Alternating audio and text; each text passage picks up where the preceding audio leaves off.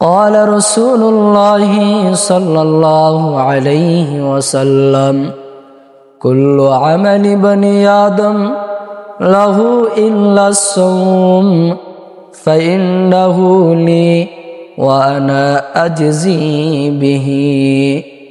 নবীজি আকরাম সাল্লাল্লাহু আলাইহি ওয়াসাল্লাম বলেন, বনি আদমের সকল আমল তার নিজের জন্য, একমাত্র রোজা ব্যতীত আল্লাহ তাআলা বলেন আস-সাওমু লি ওয়া আনা আজজি বিহি। রব্বুল আলামিন বলেন, রোজা হলো আমার জন্য আর আমি আল্লাহ এই রোজার প্রতিদান নিজ হাতে দান করব। তবে শর্ত হলো 5টা। এই 5টা শর্ত যার মধ্যে পাওয়া যাবে ওই রোজাদারকে আমি নিজ হাতে প্রতিদান দান করব। 1 নাম্বার শর্ত হলো জবানকে হেফাজত রাখতে হবে, অশ্লীল কথা থেকে, মিথ্যা কথা বলা থেকে জবানকে হেফাজত রাখতে হবে। 2 নাম্বার শর্ত হলো কানকে হেফাজত রাখতে হবে, অশ্লীল গান থেকে কানকে বিরত রাখতে হবে।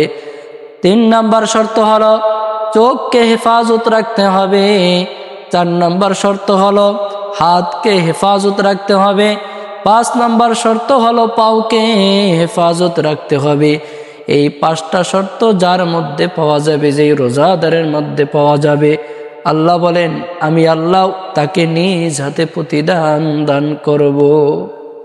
অন্য হাদিসের মধ্যে নবী আকরাম সাল্লাল্লাহু আলাইহি ওয়াসাল্লাম বলেন, ইন্না ফিল জান্নাতি বাবান ইউকালু লাহু রাইআন।